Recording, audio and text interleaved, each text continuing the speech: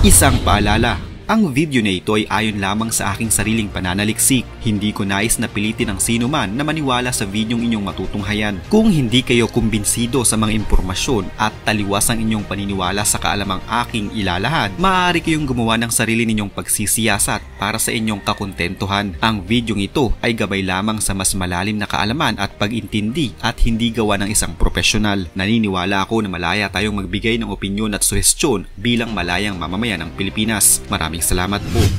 Ang video na ito ay nai-upload ko na sa aking mga naunang video, pero sa pagkakataong ito ay mas palalawakin pa natin ang ating pag-intindi kung bakit nga ba sa Pilipinas kumakampi ang mga malalakas na bansa sa mundo at hindi sa China. Sa mga nauna ko ng video, akin na ring tinalakay ang paksa na kung saan bakit sa Pilipinas nagpapadala ng armas ang ibang mga bansa at hindi sa China.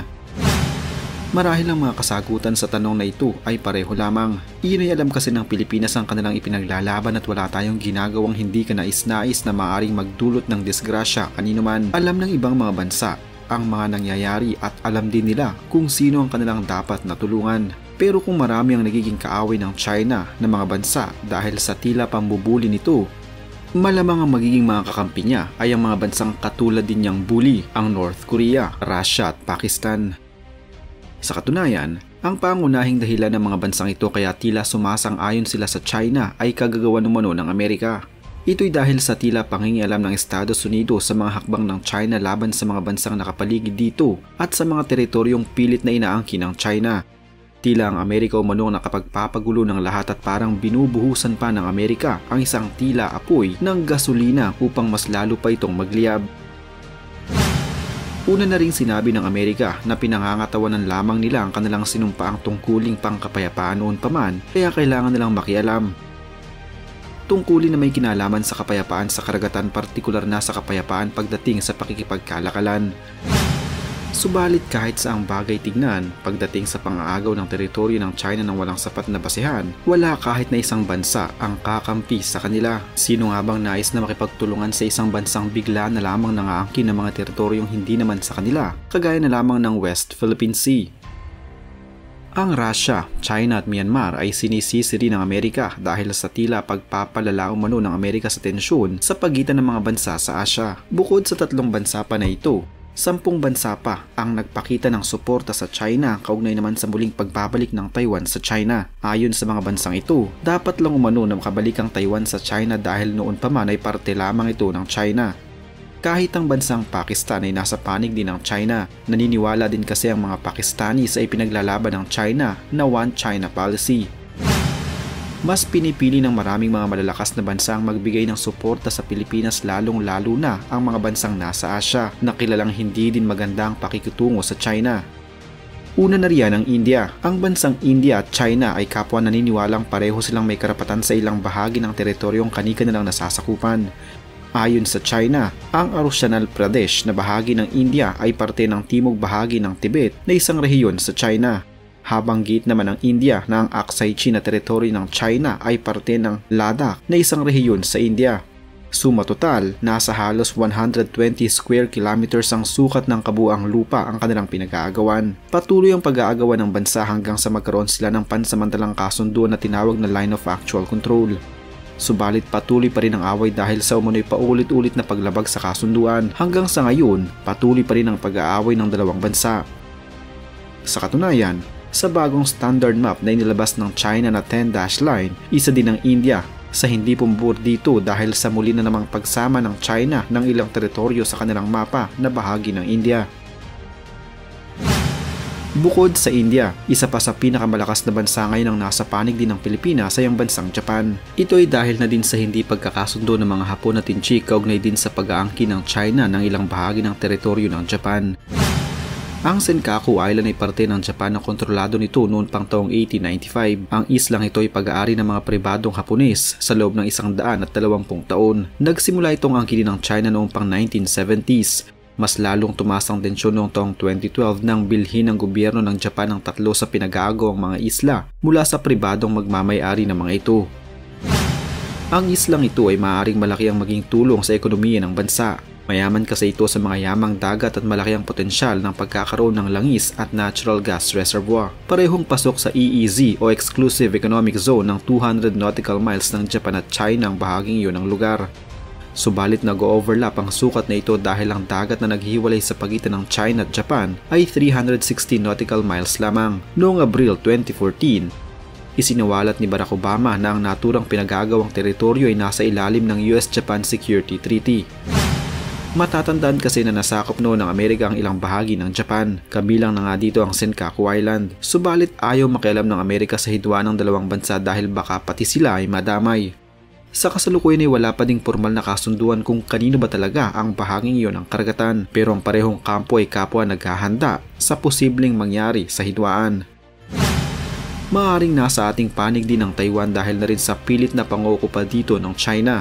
Mas malala ang nais ng China sa bansang ito dahil nais nilang angkinin ang kabuuan ng Taiwan. Ayon sa China, ang bansang Taiwan ay dating probinsya lamang ng China na nagsarili, subalit ngayon, nais na ng China na ibalik na ito sa ilalim ng kanilang republika. Hindi naman sang-ayon dito marami mga Taiwanese, kasalukuyang suportado din ng Amerika ang Taiwan kaya naman nahihirapan ang bansang China sa kanilang pagnanais. Sa maniwala kayo sa hindi, akin ang nabanggit na ang Russia at China ay kilalang magkaalyansang bansa noon pa man, pero sa kabila ng maraming kasunduang pinirmahan sa pagitan ng mga bansang China at Russia, pinipilit pa rin ng China na ang halos 160 square kilometers na bahagi ng Russia ay kanila.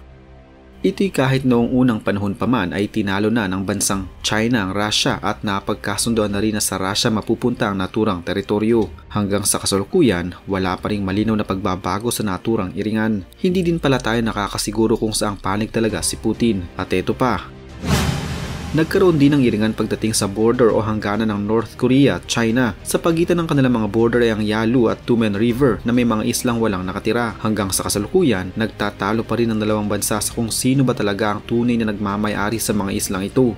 Isa pa sa pinagagawa nila ay ang isang aktibong bulkan, ang Paektu Mountain. Noong taong 1963 ay nagkaroon ng lihim na kasunduan ng dalawang bansa, subalit sa ngayon ang naturang kasunduan ay wala ng bisa. Sa pagkakataong ito, baka magkaroon na din ng lamat ang relasyon sa pagitan ng China at North Korea.